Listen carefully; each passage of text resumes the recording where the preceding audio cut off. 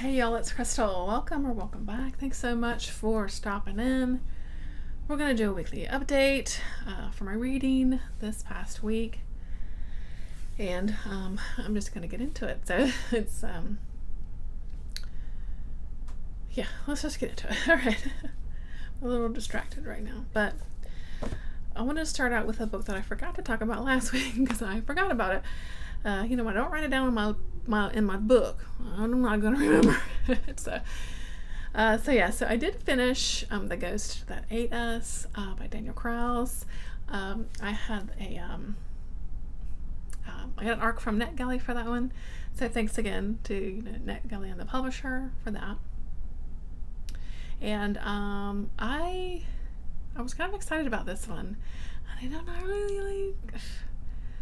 not really clicking with this one too much, but so essentially it's telling a story of a haunted fast food restaurant called Burger City in Iowa, but it is written in a kind of non-fiction way, if that makes sense. So you would basically have this this guy who is writing this book, who's going for interviews, who is also named Daniel Krauss in the book.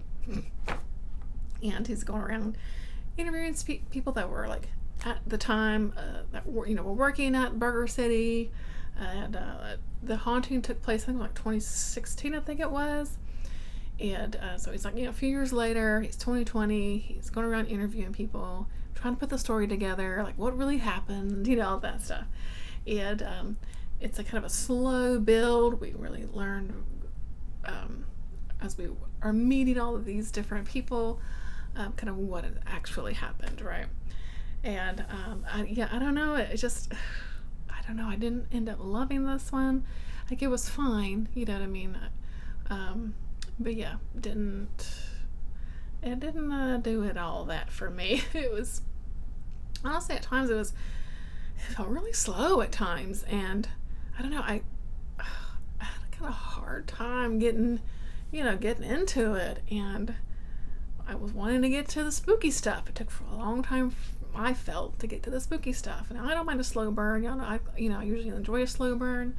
But in this one, I think maybe because of the way it is written, it's written as it's nonfiction, even though it's not. It just took a little while to get there, right? And I don't know. Yeah, it was fine. There's a lot of talk in here about COVID and like he's going to interview people and we're going to wear a mask or we're going to sit 6 feet apart so I can have this interview. I don't know, that took me right out of the story. I don't know why, it just did. I don't know. It was fine. I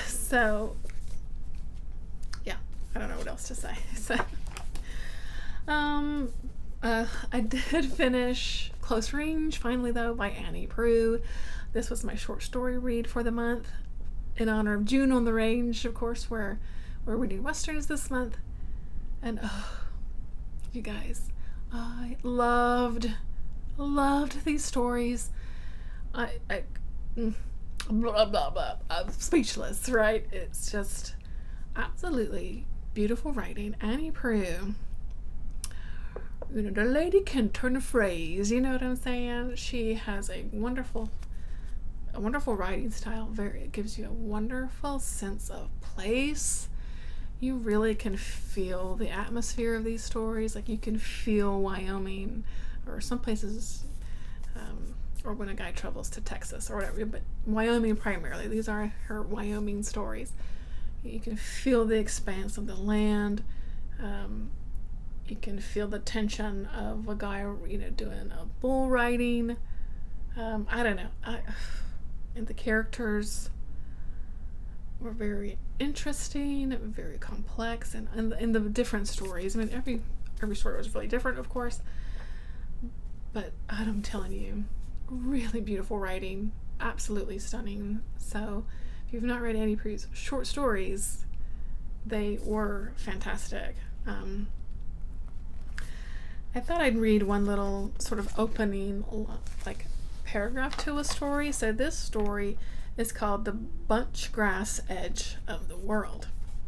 To me, you could probably pick any paragraph, but so I just kind of picked this one to give you a sense of her writing. The country appeared as empty ground, big sagebrush, rabbit brush, intricate sky, flocks of small birds like packs of cards thrown up in the air, and a faint track drifting toward the red-walled horizon. Graves were unmarked, fallen house timbers and corrals burned up in old campfires. Nothing much but weather and distance. The distance punctuated once in a while by ranch gates, and to the north the endless murmur and sun flash of semis rolling along the interstate. In this vague region, the Tuohys ranched. Old Red, 96 years young, his son Aladdin, Aladdin's wife, Juanetta, their boy Tyler, object of Aladdin's hopes, the daughters, Shan, and the family embarrassment, Adeline.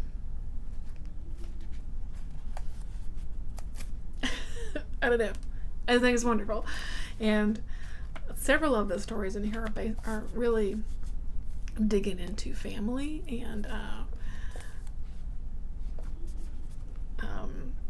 some of it's harsh, the harshness of family, how it can be being ranchers or things like that, having to deal with farming or ranching, trying to make, kind of make a living by doing that type of work, all kinds of stuff. And the opening story is called The Half-Skinned Steer.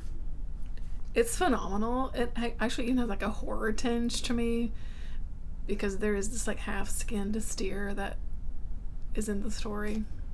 You can like visualize that. It was phenomenal. I also really, I don't know, I loved the story that I read the little piece from, The Bunchgrass Out of the World. I mean, this title for a story, People in Hell Just Want to Drink of Water. I mean, yeah, just good stuff in here, you guys. And of course, the very last story is Brokeback Mountain.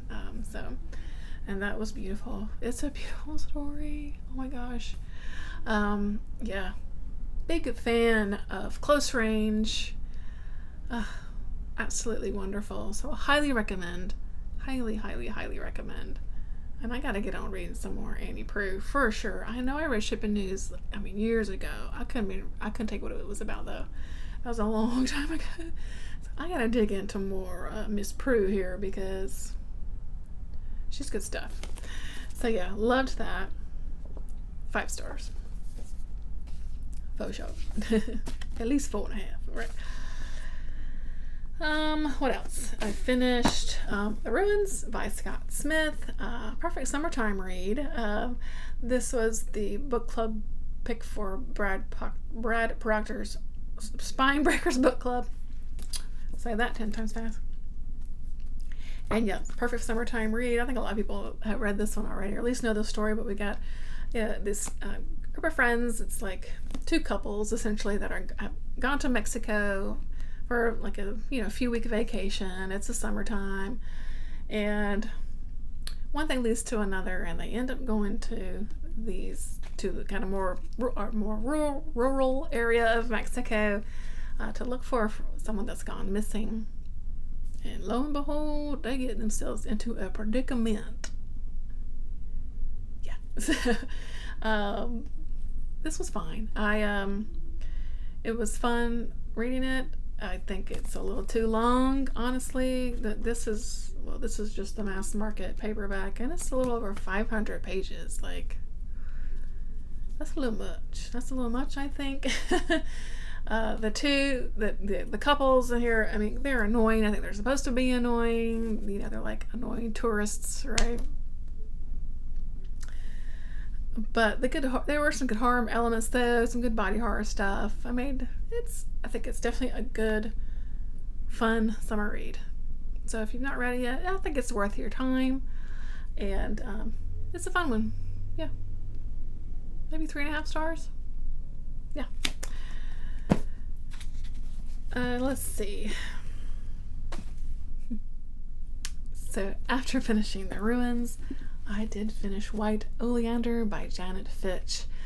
This was my book club pick for I always mention my little book club with my friends, but oh man, this was really good. This was really good. This is one of those books, you see out and about all the time. See it at thrift stores a lot. I know it was really popular, kind of once upon a time. This came out in 1999, so it's been out a little while. It was made into a movie, the whole thing. Just one of those books that I just never picked up, right?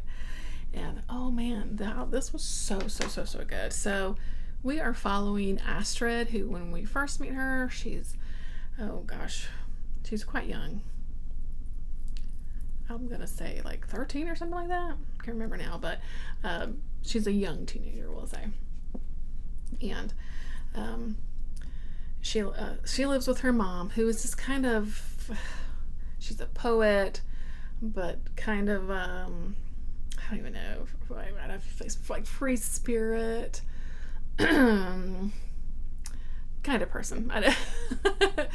They've lived like different countries and things like that, but now they're living in like Hollywood area, and her mom gets wrapped up with this man, and lo and behold, she murders that man and ends up in prison. So her daughter Astrid is now in the foster care system, and that is basically the bulk of this story, is her sort of working her years until she's 18 through the foster care system, being kind of moved around from place to place. And we're just following along with her, the things that happened to her along the way. It's often really sad, often very tragic. But yeah, it can be a bit of a downer, I guess. It's kind of one of those books. But it was really wonderful. I thought Janet Fitch was,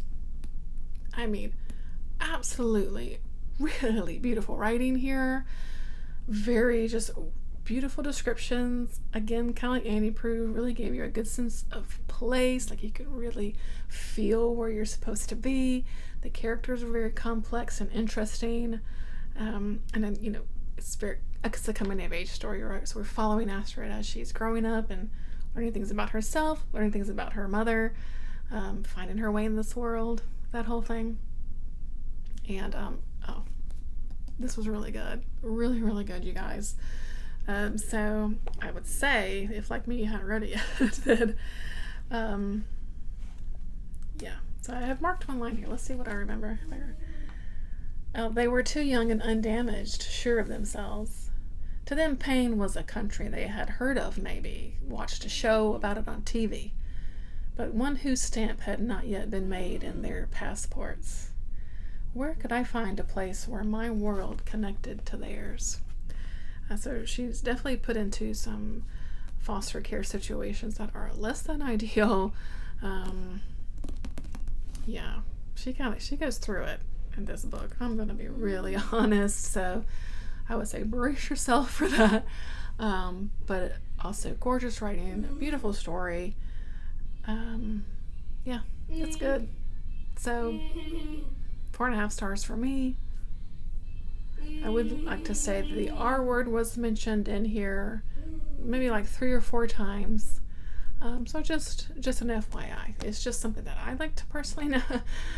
It's something I personally make a note of when I'm reading, so I just pass it along. So if you read it, just be aware that it's in there, like I said, about a few times. So, okay, last, Lord, certainly not least, woo, y'all, my sweet old dream of V.C. Andrews. So this is not a fancy step back edition, but it does have the step back image on the back. I don't even know where to start with this book. My son's in the room. Excuse us. Yeah, I don't know quite where to start with this one, but I kind of hated it. Okay, kind of hated it. I didn't like this book. Okay. It's like one of those things. Like, I know this was written in what? 1982. It's a bit on the older side. I get it. I also know that it's V.C. Andrews. Okay, I've read a handful of V.C. Andrews books now. I know that she's like trashy soap operas. Like, I know. Okay, I know all of that. Okay. But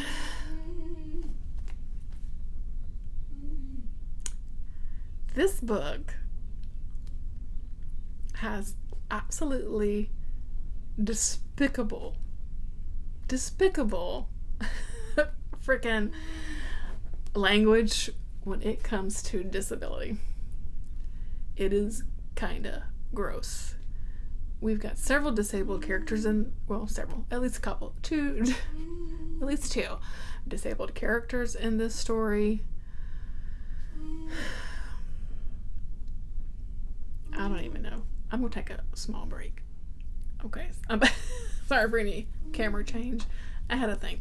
Anyway, so okay, let's rewind it a little bit, because the gist of this story is we're following a young lady named Audrina. Young lady. She's a little girl in the beginning of the book. I think she's like 7, 8, 9.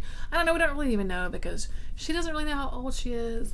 Her family are like wishy-washy about her knowing how old she is because reasons. So she has a mother and a father. They live in this kind of large house with an aunt and her daughter, a cousin named Vera, who's a royal bitch. But she's just a few years older, we think, than Audrina. So she starts out, she's young too, and she grows up in the book. And so Audrina, she is the second Audrina in this family. There was another Audrina before her who died, and I guess her parents loved her so much, and or miss her so much, that they named their second daughter Audrina, and she's the second, and not as good Audrina. Okay, so that's the setup of the story. Her dad is weird. Her dad makes her do weird things about sitting in a rocking chair, trying to like recall things from the first Audrina. I don't know. Is there something supernatural going on? I don't know. I don't know why. I mean, I know why, because I finished the book, but you know what I'm saying. Like I said, the cousin's a bitch.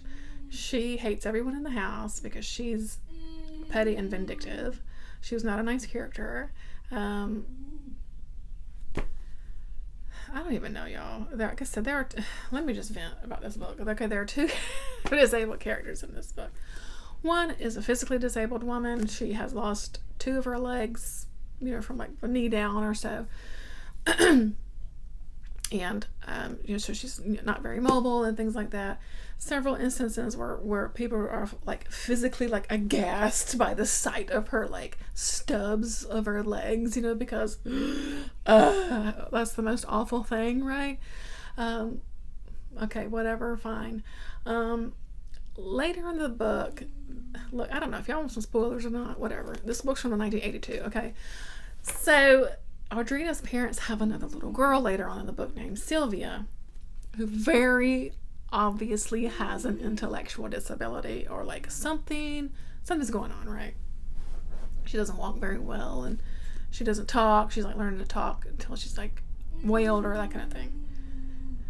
The R word is used towards that little girl, I mean, so many times, and she's called a moron and an idiot, as in like capital I, idiot, which I don't like that word either because of history and reasons.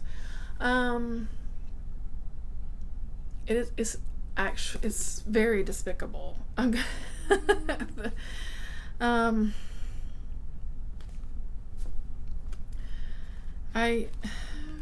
And it made me, I guess what I'm trying to say is it made me super uncomfortable, like really uncomfortable. Again, I know this is from 1982. I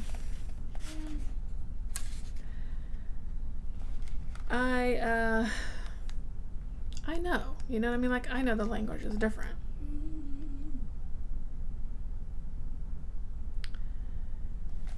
But damn, it's really bad. It's really bad. it made me, again, it made me just so uncomfortable reading about the way they treated her. Some people even like were physically violent against her.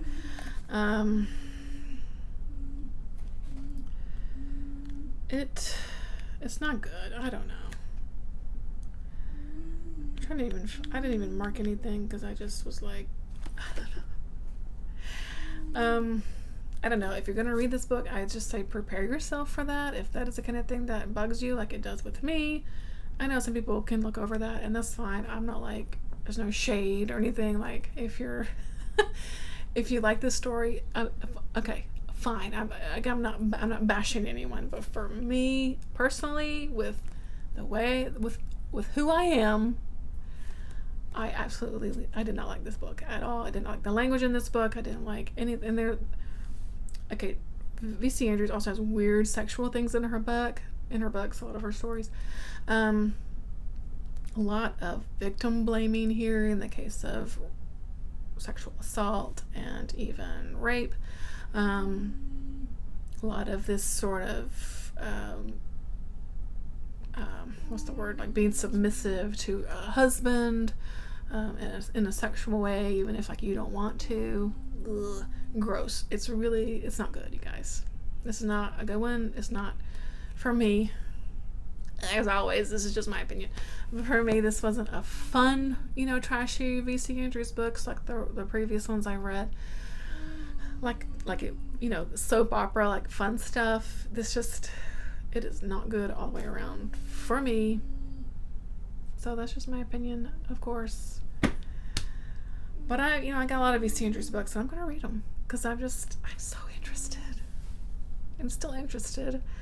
I'm just so curious about V.C. Andrews. I really want to read her, like, that biography about her. I don't know how much I can trust about that biography either. I'm going to be honest. But, like, because I know she herself was a disabled person and I think used a wheelchair.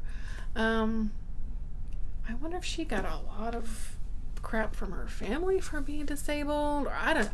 I'm super curious. I wish I could ask her, but I can't. So, whew.